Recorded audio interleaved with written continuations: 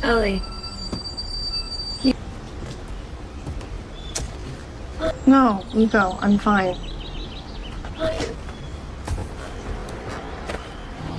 Kira.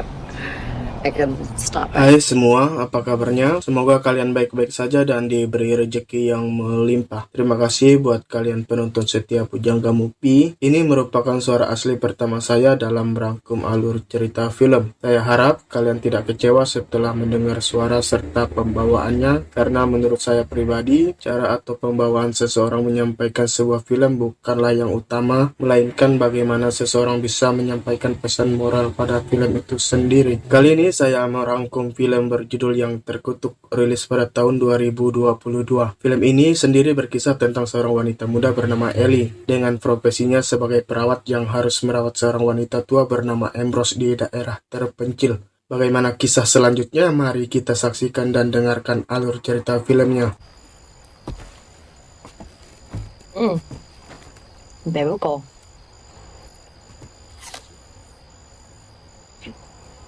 She's crazy. You're fucking crazy.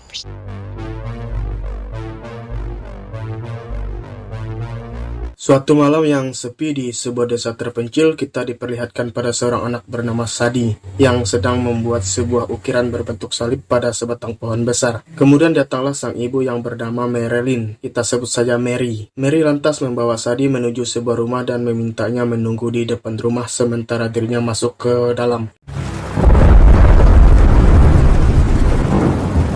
Don't come inside until the screams.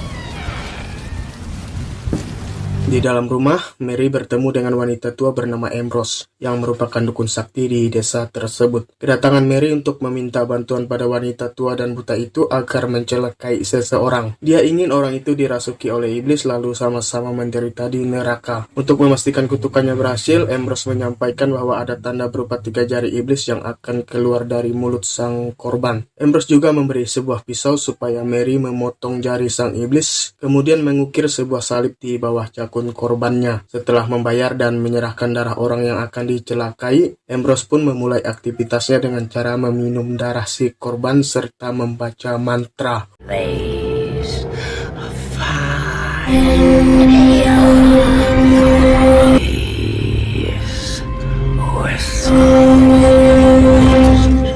Namun setelah selesai, Ambrose mendengar suara lalat di dalam rumahnya. Sesuai ilmu gaib yang dia pelajari, jika ada suara lalat maka orang tersebut telah dikutuk. Dia pun mulai bertanya pada Mary tentang darah siapa yang dia minum. Dengan santainya Mary menjawab kalau darah itu adalah darah Ambrose sendiri. Hal ini dia lakukan karena ingin balas dendam atas kematian suaminya sendiri akibat ulah Ambrose. My name is Mary Lynn Crandon, and this is for my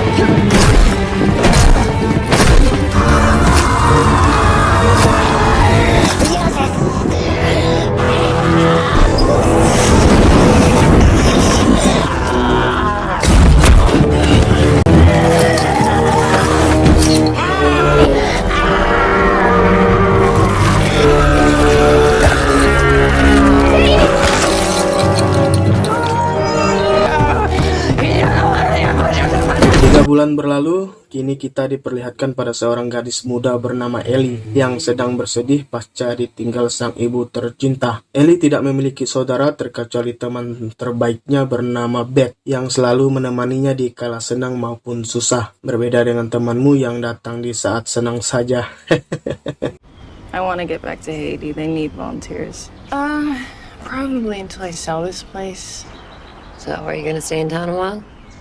Di depan Beth, Ellie mengutarakan niatnya ingin menjual rumah mendiang ibunya dan akan pergi ke Haiti menjadi relawan di sana. Keputusan tersebut tidak dibantah oleh Beth karena menurutnya apapun keputusan Ellie itu adalah yang terbaik. Selepas kepergian Beth, Ellie membersihkan piring kotor bekas makan mereka. Namun tiba-tiba saja Ellie mendengar suara musik yang selalu dia dan mendiang ibunya putar, membuat Ellie sangat heran akan hal tersebut.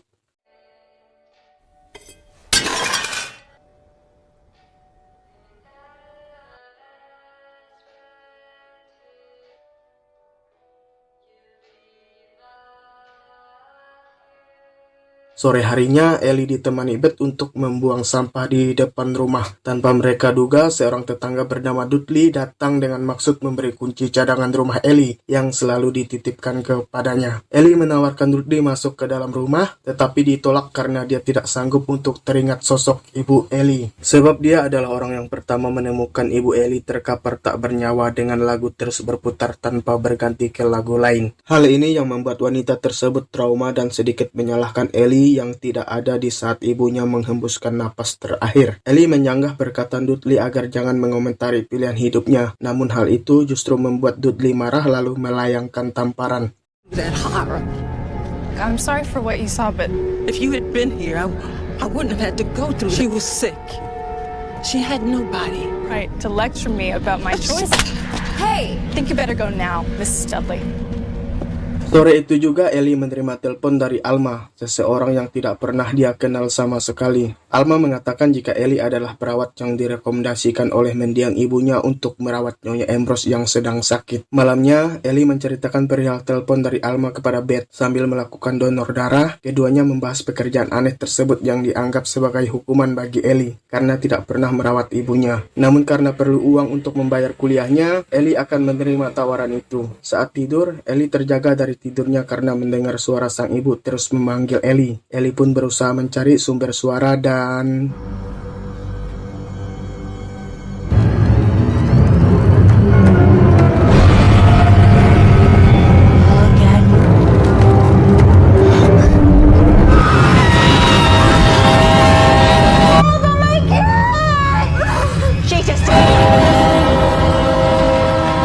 Keesokan harinya, sebelum mengantar Ellie ke tempat Ambrose, Ellie menceritakan tentang mimpinya tadi malam kepada Beth. Namun Beth menanggapi kalau Ellie terpengaruh perkataan Dudley tempo hari dan menyarankan agar Ellie menemui psikolog untuk memastikan kesehatan mentalnya stabil. Tapi Ellie menolak dan percakapan keduanya terhenti kala pemutar musik di dekat mereka tiba-tiba berbunyi.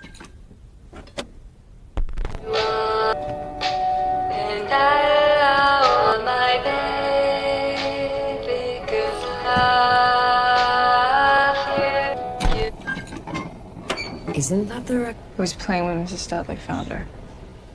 She always said it was our song. Then throw it in a box or again. Singkat cerita, Beth mengantar Ellie menuju kediaman Ambrose yang cukup jauh di desa terpencil, melewati jalan sepi dan rimbunan pohon di sisi kiri kanan jalan, serta menempuh perjalanan panjang, hingga pada akhirnya mereka sampai di tempat tujuan. Mereka disambut oleh Alma yang sedari tadi telah menunggu kedatangan mereka. Tanpa basa-basi, Alma membawa Ellie menelusuri setiap ruangan, memperkenalkan letak pasti ruangan yang ada di dalamnya agar Ellie tidak kaku. Kemudian Alma membawa mereka ke kamar Ambrose, di mana wanita tua itu terbaring di ranjang dengan alat bantu kesehatan.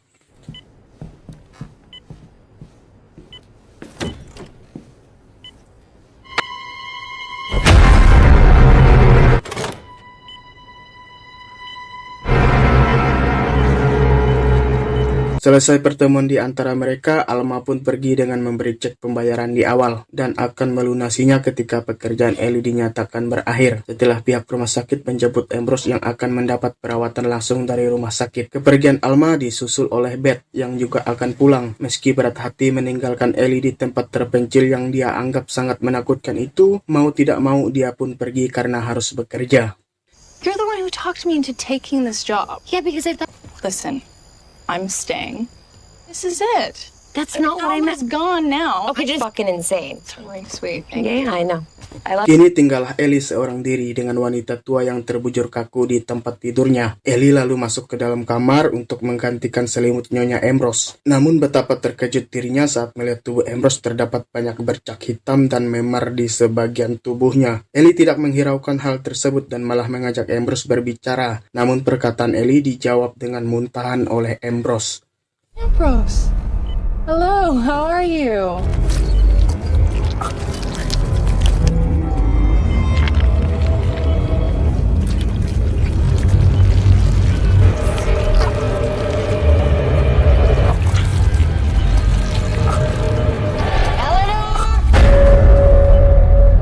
Malam harinya, Ellie merasa kesepian karena rumah itu memang jauh dengan tetangga. Sempat terpikir untuk mundur dari pekerjaan tersebut, akan tetapi saat mengingat biaya kuliahnya, dia memilih bertahan sampai selesai. Di tengah lamunannya, Ellie kembali mendengar suara mendiang sang ibu.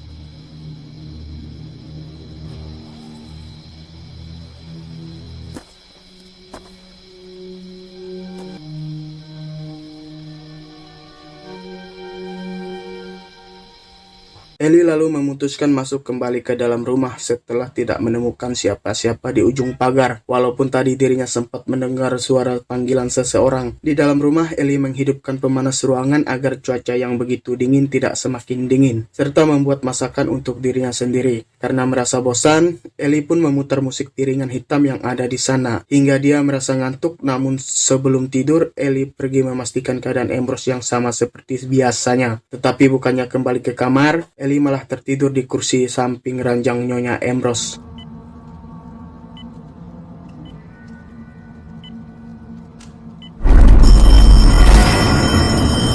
Ellie terbangun dari tidurnya kala terdengar deringan telepon rumah, yang setelah dijawab ternyata itu adalah Beth. Beth menelponnya untuk memastikan keadaan Ellie baik-baik saja, serta memberitahu Ellie tentang informasi keluarga Ambrose. Dalam informasi itu, Nyonya Ambrose memiliki seorang anak bernama Dorothy Ambrose yang bekerja di luar kota. Beth juga menawarkan diri untuk menjemput Ellie kalau Ellie merasa takut dan tidak nyaman dengan pekerjaannya saat ini. Namun semua niat baik Beth ditolak oleh Ellie, sampai percakapan mereka pun berakhir saat Ellie mendengar suara seseorang memanggilnya.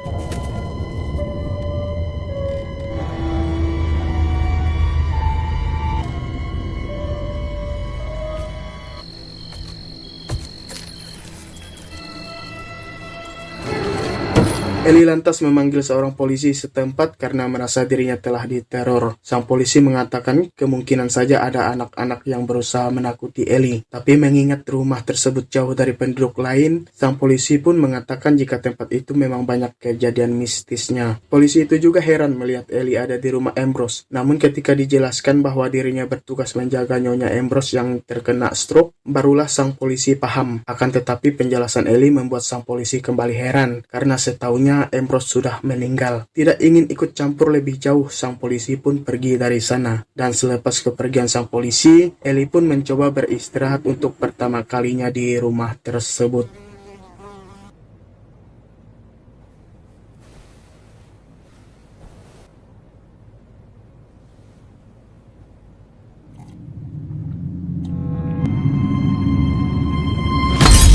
Pagi harinya saat sedang berolahraga, Ellie bertemu dengan Sadie yang menatapnya dengan tatapan menyeramkan. Ellie berusaha menyapa, namun Sadie malah pergi meninggalkannya dengan segudang pertanyaan dalam hati. Ellie kemudian kembali ke rumah Ambrose dan menghubungi Beth untuk menceritakan kejadian yang dia alami tadi malam. Di ujung telepon, Beth mengatakan akan mencari informasi lebih detail tentang keluarga Ambrose. Dan saat malam tiba, Ellie kembali mendengar suara aneh yang berasal dari kamar Ambrose.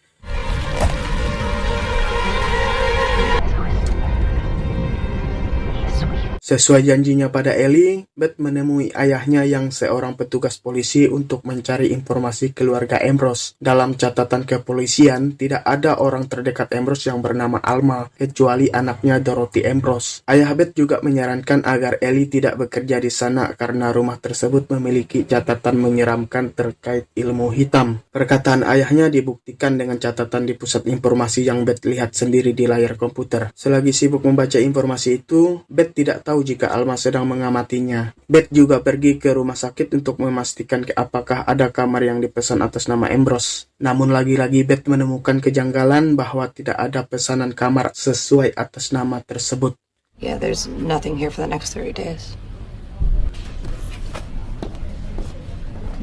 Di sisi lain, Ellie dikunjungi oleh Mary dan Sadie yang memintanya untuk pergi dari sana. Tapi karena tanggung jawabnya belum selesai, Ellie menolak saran Mary. Mary kemudian mengatakan jika Ambrose telah meninggal akibat ulahnya sendiri. Dan yang ada di tubuh Ambrose adalah iblis yang menunggu untuk dipindahkan dalam raga baru oleh Alma alias Dorothy Ambrose, orang yang menghubungi Ellie sebelumnya. Ellie tidak percaya akan hal itu dan tetap bertahan merawat Nyonya Ambrose. A nurse. I'm here to care for Miss Ambrose. I know what's in that back bedroom is a demon in a shell, nothing more. Sementara Beth terus menghubungi Ellie namun tidak tersambung sama sekali, sehingga dia memutuskan untuk menyusul Ellie sampai terus berkali-kali mencoba menghubunginya. Sampai Beth menerima pesan dari Ellie yang mengatakan sudah berada di rumah. Sontak Beth pun memutar haluan dan pergi ke rumah Ellie. Dengan riang, Beth memanggil sahabatnya itu berulang kali, namun bukannya Ellie yang dia temui, melainkan Alma.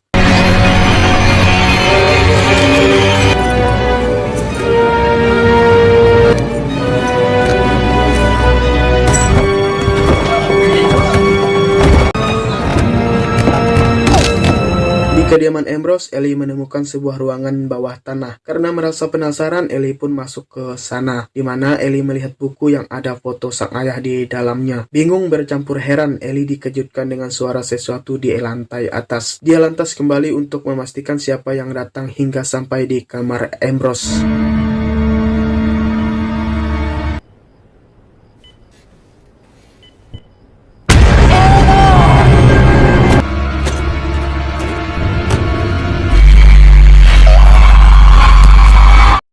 Ellie yang frustasi akan semua hal yang dia alami pun meluapkan segala kekesalannya sampai sang polisi sebelumnya tiba di rumah tersebut karena mendapat informasi jika Mary akan membakar rumah Ambrose malam itu juga. Sang polisi berniat mengeluarkan mereka dari dalam rumah, namun ketika memasuki kamar Ambrose, sang polisi tidak menemukannya di sana.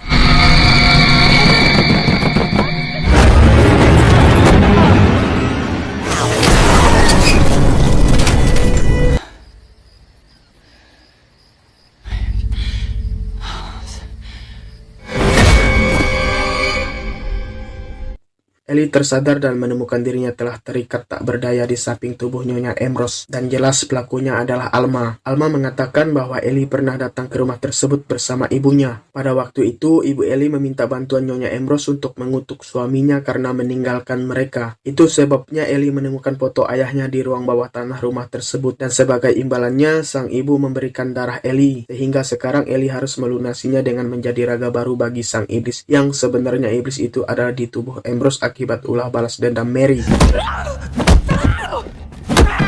My name is Allah. Alma kemudian memulai ritual pemindahan sang iblis yang seketika itu pula sang iblis keluar dari tubuh Ambrose. Namun sebelum sempat sang iblis merasuki tubuh Ellie, Mary tiba-tiba datang dan langsung menyerang Alma sampai Alma menghembuskan nafasnya.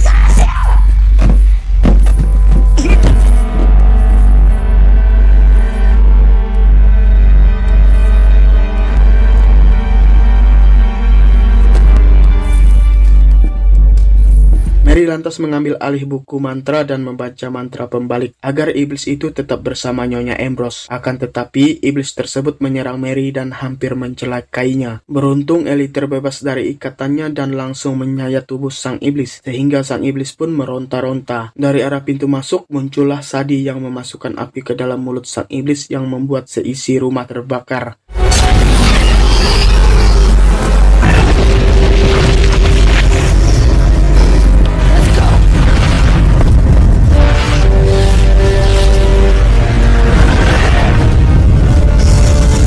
Film belum berakhir sampai di sini. Kita akan diperlihatkan pada Ellie yang menjalani aktivitasnya kembali. Dia akhirnya membuang piringan hitam di makam sang ibu. Lalu pada suatu malam ketika Ellie bertugas di rumah sakit, dia memasuki sebuah kamar pasien yang akan dia cek kondisinya. Namun setelah masuk, Ellie dibuat terkejut saat melihat sang pasien serta seisi ruangan sangat menyeramkan. Akhir kata saya ucapkan terima kasih telah menonton, dan pelajaran yang bisa kita ambil dari film ini adalah sekecewa apapun kita tidak diizinkan membalas perlakuan jahat seseorang. Biarkan saja orang tersebut berurusan dengan sang penciptanya.